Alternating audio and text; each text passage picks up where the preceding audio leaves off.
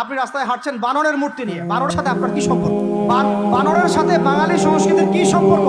আমরা কি বানর থেকে আসছি? তাহলে বানরের মূর্তি আমি হাঁটে নিয়ে হাঁটবো কেন? বানর থেকে আসছে কারা? ওই যে শনিবারে যারা মাছ ধরতে নিষেধ করা হয়েছিল তারপরে মাছ ধরেছে, আল্লাহ পাক বলছেন ওদেরকে বানর বানিয়ে দিয়েছে। জানেন না এটা? একটা প্রজন্মকে আল্লাহ বানর বানিয়ে দিয়েছিলেন, কোরআনে দলিল আছে। আমরা কি সেই প্রজন্ম? বানরের মূর্তি নিয়ে রাস্তায় হাঁটবো কেন? এর আপনি পেঁচার সাথে আপনার কি সম্পর্ক? পেঁচা কি আমার ভাগ্যের প্রতীক? পেঁচা অমঙ্গলের লক্ষণ? এগুলো কি শুরু করেছি আমরা? না আমরা মুসলমান হতে পেরেছি ঠিক মতো, না বাঙালি হতে পেরেছি ঠিক মতো। ঢাক, ঢোল, ডুগি, তবলা কি শুরু করেছেন আপনারা? আসলে বাঙালি সংস্কৃতি বলতে কি বোঝাচ্ছেন? এত বাঙালি বাঙালি করে চিৎকার করেন, তাহলে আপনি এগুলো করছেন কেন? কথা বলেন। আমাদের বাপ দাদারা বাঙালি ছিলেন, খাঁটি বাঙালি, তাহলে আমরা কেন এখন জয়ীফ বাঙালি হলাম কেন? জাল বাঙালি হলাম কেন? আপনার বাসার কমোড পর্যন্ত ইংরেজদের আদলে করা, সবকিছুই খাবার অভ্যাস, খাদ্যাভ্যাস আপনি পিৎজা বার্গার ছাড়া খেতেই পারেন না, খাদ্যাভ্যাস ইংরেজদের। তারপরে খাওয়া হালাল না হারাম সেটা প্রশ্ন করছি না আমি। আপনি প্যাশনেট না তো আমাদের সংস্কৃতি নিয়ে? আমাদের সংস্কৃতির মূল জায়গাটা কই? পাঞ্জাবি পায়জামা তো পড়ছেন না, এটা আমাদের সংস্কৃতি ছিল।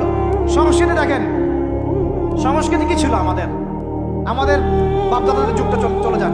ওই ফজরের আগে তারা ঘুম থেকে উঠতেন, আসসালাতু খায়রুম মিনান নাওম কানে গেলে ঘুম থেকে উঠে যাইতেন, নামাজ পড়তেন। বাংলার ঘরে ঘরে কোরআন তেলাওয়াত শোনা যাইতো। এখন কি শোনা যায়? ফজরে পুরা ঘুম।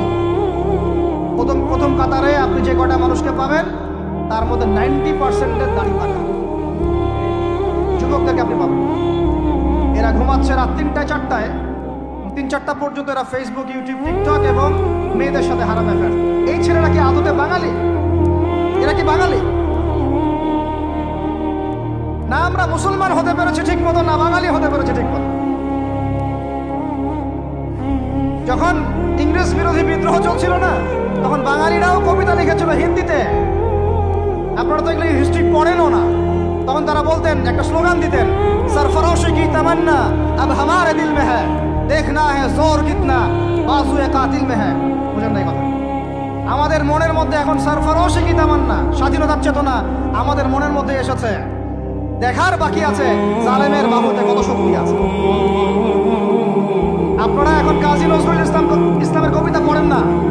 এক ভাই কবিতা আবৃত্তি করেছিলেন এখানে, খুব সুন্দর হয়েছে, মাশাআল্লাহ। এগুলোর চর্চা কোথায়? সংস্কৃতি নিয়ে যে আমরা এত বড়াই করি, বলেন বাঙালির সংস্কৃতির চর্চা কোথায়? কাজী নজরুল ইসলামের কবিতা আমরা আমাদের পাঠ্যপুস্তকে পড়েছি। উমর রাদিয়াল্লাহু আনহুকে নিয়ে কবিতা ছিল, মনে আছে? মনে নেই, ভুলে গেছেন? আমরা পড়েছি।